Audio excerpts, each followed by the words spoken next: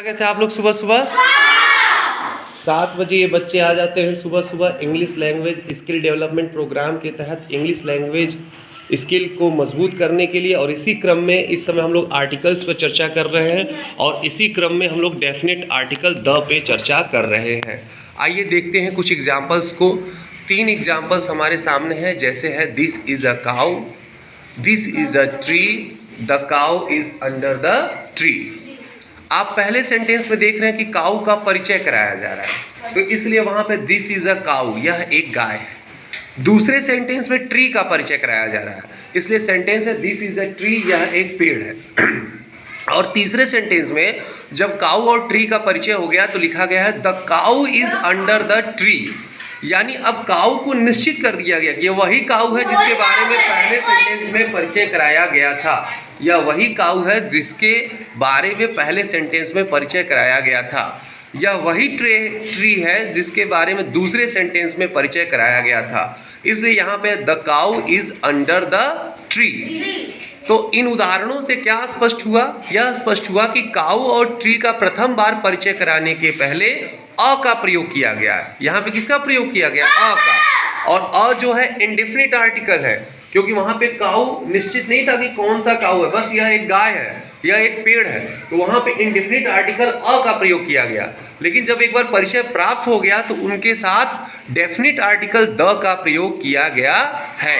तो यहाँ पे वही बात है कि काऊ और ट्री का प्रथम बार परिचय कराने के लिए उनके पहले काऊ और ट्री के पहले अ का प्रयोग किया गया है। और जब यही नाउन्स यानी काऊ और ट्री वाक्य में दोबारा प्रयोग किए गए तो इनके साथ डेफिनिट आर्टिकल द का प्रयोग किया गया है। जब एक बार परिचय हो गया तो ये परिचय होने के बाद वो इंडेफिनिट जैसी बात कुछ रही नहीं, ये पता चल गया कि उसी काऊ और उसी ट्री के बारे में बात चल रही है, तो इसलिए बताया गया कि the cow is under the tree, यानी उन्हीं नाउन्स का जब वाक्य में दोबारा प्रयोग किया गया तो उनके साथ डेफिनिट आर्टिकल द का प्रयोग किया गया। जबकि पहले और दूसरे सेंटेंस में उनके साथ अ का प्रयोग इसलिए किया गया क्योंकि वहां पे काऊ और ट्री निश्चित नहीं है, पहली बार उनका परिचय कराया जा रहा है किसी काऊ और किसी ट्री के बारे में।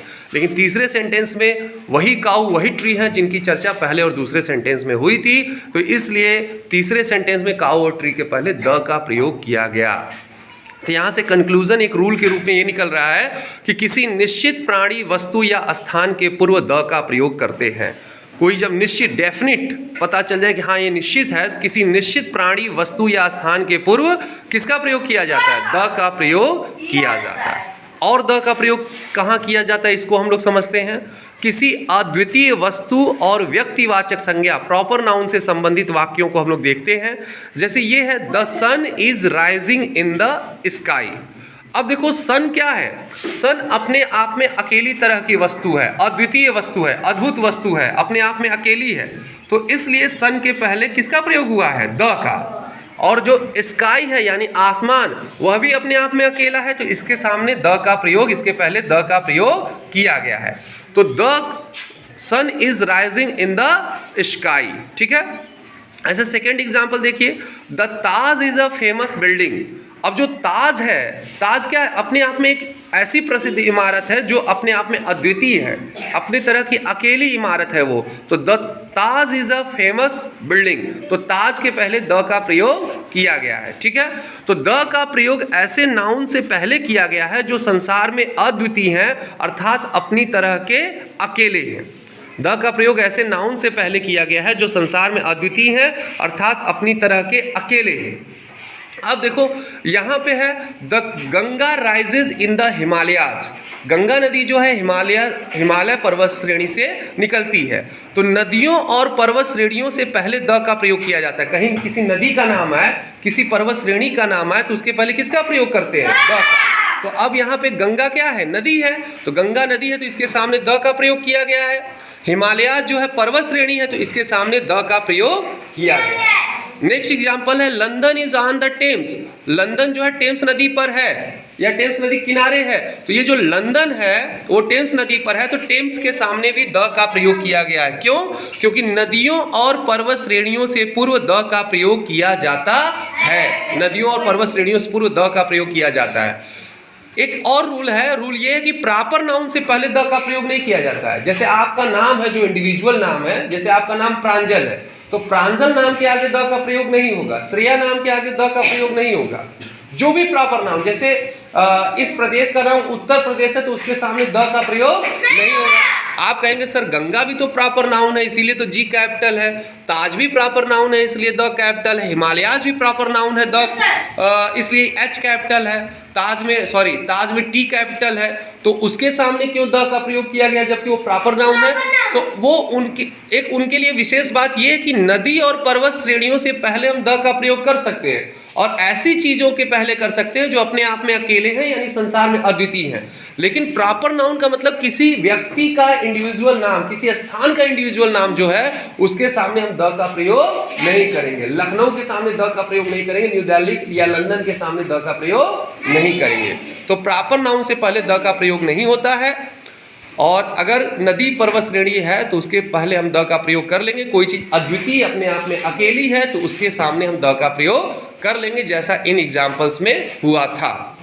अब देखो कुछ और बातें जाननी है। जो हिमालय पर्वत है उसको हम द हिमालयाज क्यों लिखते हैं? क्योंकि वो एक पर्वत श्रेणी है, उसका विस्तार काफी लंबा है, उसका अलग जगह अलग अलग नाम है। कहीं उसे सुलेमान कहते हैं, कहीं तीर्थर कहते हैं, कहीं हिमालय कहते हैं, कहीं उसे अराकान योमा कहते हैं। तो हिमालय पर्वत को द हिमालयाज लिखते हैं और इसके साथ प्लूरल वर्ब आता है क्योंकि वो पर्वत श्रेणी है, काफी विस्तृत है। तो अगर ये प्लूरल सब्जेक्ट हो गया तो इसके साथ प्लूरल वर्ब आएगा।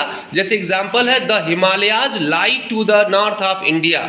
हिमालय पर्वत श्रेणी जो है या हिमालय इंडिया के उत्तर में स्थित है, भारत के उत्तर में स्थित है। तो the Himalayas lie to the north of India, Himalaya के साथ जो है प्लूरल वर्ब, हिमालयाज के साथ प्लूरल वर्ब का यूज हुआ है। नेक्स्ट है, यद्यपि गंगा और हिमालयाज प्रॉपर नाउन है किंतु इनसे पहले द इसलिए लगाया जाता है क्योंकि गंगा नदी जो है, गंगा क्या है? नदी है, रिवर है, और हिमालयाज क्या है? माउंटेन है। वही बात जो मैंने आपको पहले बताई कि अभी तो हम लोगों ने कहा कि प्रॉपर नाउन से पहले द का प्रयोग नहीं किया जाता है, तो गंगा और हिमालयाज भी प्रॉपर नाउन है तो उनके पहले क्यों द लगाया जा रहा है? क्योंकि ये नदी और पर्वत श्रेणी है, तो नदी और पर्वत श्रेणियों से पूर्व द का प्रयोग किया जाता है। जैसे यहाँ पे हुआ है the Ganga rises in the Himalayas, तो गंगा नदी है उसके पहले द का यूज, हिमालयाज पर्वत श्रेणी है उसके पहले द का प्रयोग हुआ है। London is on the Thames, तो टेम्स भी जो है क्या है? नदी है, तो उसके पहले द का प्रयोग हुआ है। यहाँ ताज प्रॉपर नाउन है, उसके सामने द का प्रयोग क्यों हुआ है?